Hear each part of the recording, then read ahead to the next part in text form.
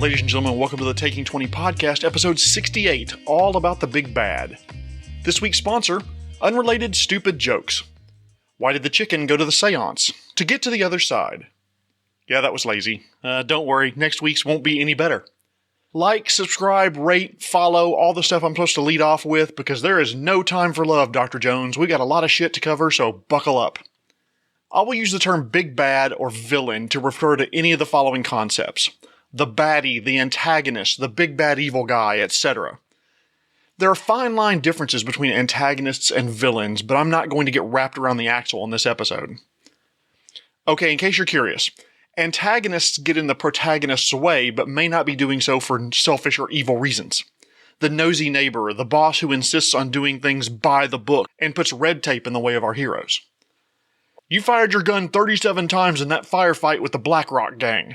One of the shots ruptured an oil tanker. Hundreds of volunteers are at the docks trying to clean oil off the seagulls. Turn in your badge and gun. That's an antagonist, not a villain.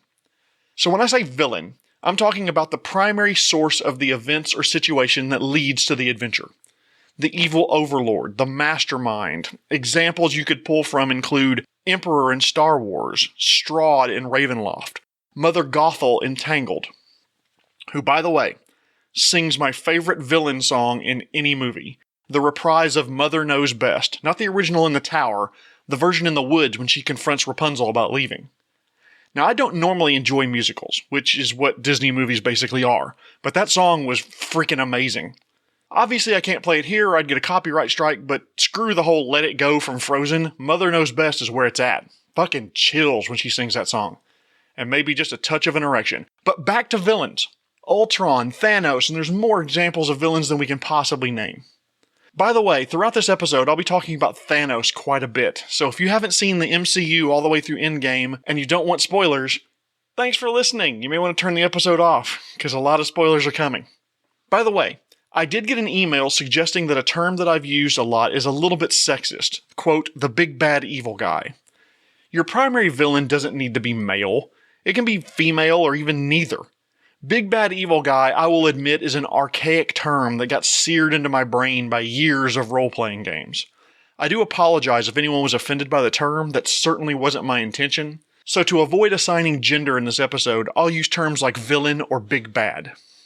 So let's talk about villains and the differences between writing RPG villains versus book and movie villains.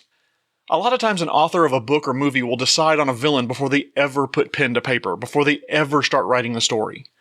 They can use the villain as the basis for the theme and arc of the book or movie. RPG villains, though, aren't needed from the very beginning. I've started entire campaigns and not even known the name of the villain until 1/3 of the way through the campaign. I started with some low-level adventures that weren't related at first except for by maybe a term or a phrase. And then after I saw how the PCs were reacting to the different types of events, the big bad started taking shape from there. So what makes a good villain? Villains are usually Type A alpha dogs. Type A personalities are the ones that are used to being in charge.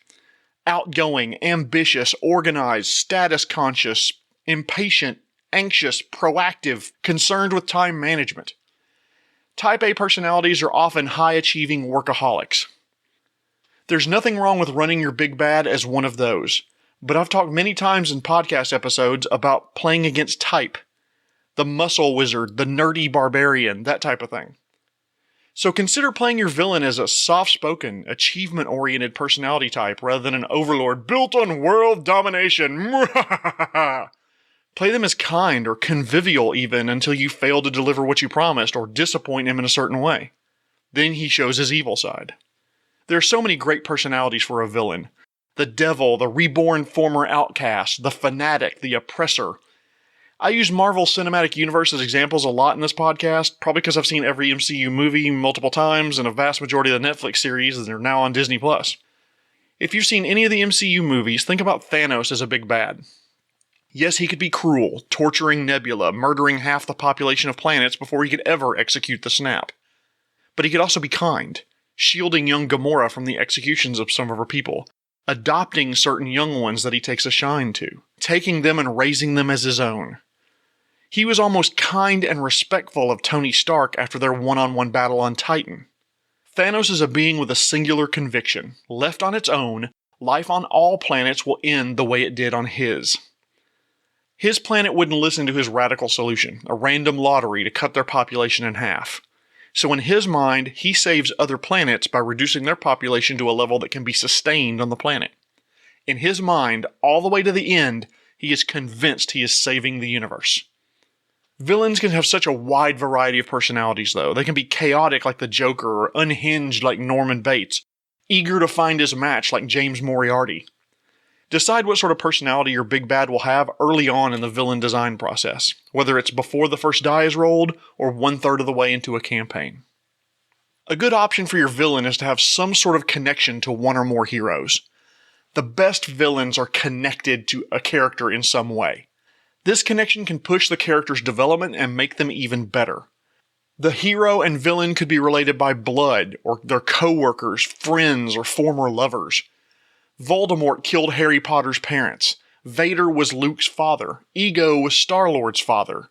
Yon-Rogg was Captain Marvel's mentor and trainer. Buzz Topper's father was responsible for Kent Gregory's father's death. The movie, by the way, there is Hot Shots, and it's a great parody of Top Gun. This type of connection is a great way to add tension to your game, and you could have a great reveal moment when the relationship comes out. But I want you to go one level deeper regarding connections. Try to make them connected in their beliefs and desires. Maybe a hero and a villain, so a PC and a big bad, are connected by what they want. The PC and the antagonist both want to abolish crime in the city. The PC wants to arrest the head of the criminal organization to pull evil out by the root. The villain is willing to nuke multiple city blocks to get rid of a crime boss. If a few thousand innocents die, well, you gotta break a few eggs to make an omelet. They want the same thing, they're just different in what they're willing to do to get it.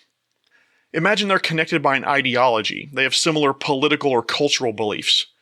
Both yearn for a better island nation. The protagonist believes that the best way is to embrace differences in race and ancestry. The villain believes that racial purity is the route to a better nation. That example may have hit a little bit too close to home here in the United States, so let me try that again.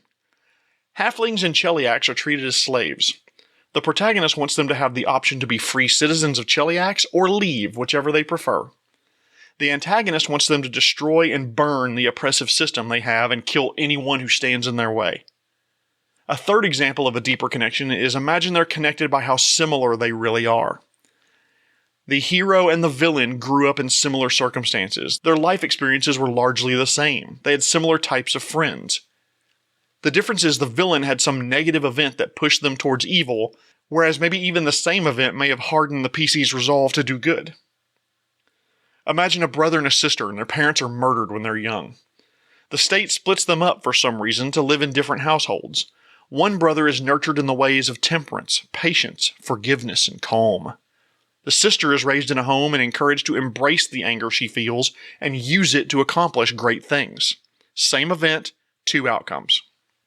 A connection between the heroes and the villain isn't required at all, and I don't suggest you have connections from a single big bad to all of the PCs. That just strains the limits of credulity. Instead, pick one or two PCs and roll the big bad into their backstory. In one of my campaigns, and I genuinely hope she's not listening, there's a big reveal coming for one of my player characters. She's had 3 major bad events in her life. Her father abandoned her, her lover was murdered, and she was kicked out of her coven. Not only was the big bad involved in all 3, so was the woman she's currently helping, and I can't wait for that 2-parter reveal. Give your baddies motivation, goals, and a morality. Let's take these one at a time. A goal is what someone wants. A motivation is why they want it, and both need to be defined for your big bads. A good motivation is critical to having a good antagonist or villain.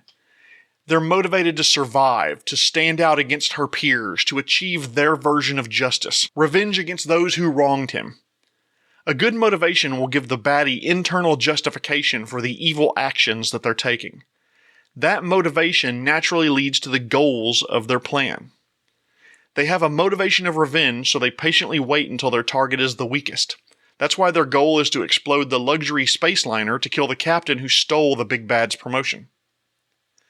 They're motivated by survival at any cost, so that's why their goal is to steal one of the few shipments of oxygen being sent to the colony to ensure they and those they love have what they need to survive. Now, once you know the villain's motivation, ask yourself how far she's willing to go to get what she wants. Lie? Cheat? Steal? Would she kill? Would she commit genocide? Consider this. If your big bad was pushed to the brink and on the verge of seeing their plans come undone, what would they be willing to do? What would they be willing to give up? How far would they go to not lose their plan? This helps define your villain's morality. Give them a morality, no matter how twisted it may be. Villains are best when they have some sort of a moral compass, even if it's off compared to the PCs or off compared to the rest of the universe. Thanos, for example, only wanted to kill half the population of each species. He didn't want to commit genocide and wipe out entire species, outside of one line in Avengers Endgame about reducing the universe to atoms to build it back up, because his plan would never work as long as there were those who remembered what came before. Throughout the campaign, try to put yourself in the headspace of the villain. Consider their moral compass, motivation, and goals to determine what he or she would do next. Next tip. Villains need a backstory just as much as PCs do. Use their backstory to justify their motives and goals. It adds complexity to your villains, gives insight as to why they believe the way they do. The old "there but for the grace of God go I," or "if I were there, I could have made those exact same decisions." Humanize your villain. Show why they became corrupted. Evil for evil's sake is fine. Trauma or other reason why they are cruel, ambitious, malicious, or hate-filled can help show their motivations. The way you reveal this backstory is entirely up to you. Have clues as the PCs progress through the story, or first-hand accounts by people who knew her. Files and folders on recovered hard drives, or my personal favorite, short scenes and vignettes occasionally at the beginning of a session from a godlike perspective to show PCs what they couldn't otherwise have observed. I have a doozy of a vignette written and waiting for my group running through Pathfinder Adventure Path Reign of Winter just before they have the climactic battle against the big bad. Don't over-rely on the backstory, though. Use it as a base for their beliefs, but they are still acting in the here and now, with goals and motivations designed to work today. Unless you want this to be a character flaw for the villain, don't have them trapped by events that happened 25 years ago. They just use them as motivation. As a side piece of advice, don't use a mental disorder as a reason for someone to be a villain. PTSD or associative identity disorder, not good motivations for a villain. There are people who legitimately suffer from these conditions, and they don't need to be demonized in your campaign. Another tip, villains need secrets. These secrets also need to be revealed at the right time. A lie they believed, a false teaching they received, a terrible choice they made when their options were slim, distressing experiences that were visited upon them, secrets that maybe they would go a long way towards keeping and making sure no one discovered. Many real-life villain stories are cautionary tales of being vigilant in how we respond.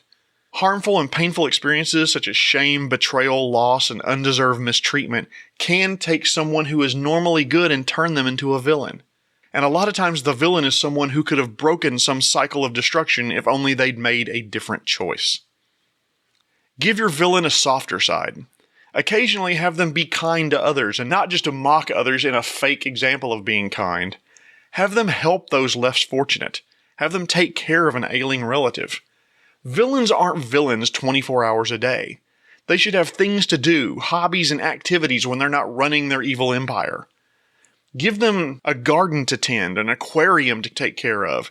They love designing capes and outerwear. They collect stamps. They watch certain TV shows. They cook. They're trying hard to perfect that breakfast pizza recipe, but they just can't quite get it right. The more normal the softer side is, the better. I apologize for this coming example because it fully applies Godwin's law to this episode, but Adolf freaking Hitler loved dogs and liked to paint. He had hobbies. It wasn't all arms salutes, concentration camps, and leather boots for him around the clock. Even he took breaks from the horrible actions he committed and the decisions that he made. Of course, he also took opiates and cocaine and methamphetamines, and he also took the lives of over 6 million people. He's as big of a villain as it ever existed on the planet, and he had hobbies. So leaving Nazis and returning quickly to Thanos. Thanos evidently longed for the simple life as a farmer, as evidenced in the movie Endgame. So give your big bad a hobby, something to do other than antagonize the PCs. Have them trying to become fluent in calligraphy, love to camp, they're an avid lacrosse player, or they make delicious brined cheese. American author Justin Cronin had a great quote: "Put some dirt on your hero and some sunshine on your villain. That sunshine gives your villains depth and rounds them out." Do give your big bads some distinct personality or even appearance. What they're wearing is a good trope to fall back on. How they dress. Are they dressed up, dressed down? Are they showy, subdued? Joker in his white face paint. Vader in his black armor and cape.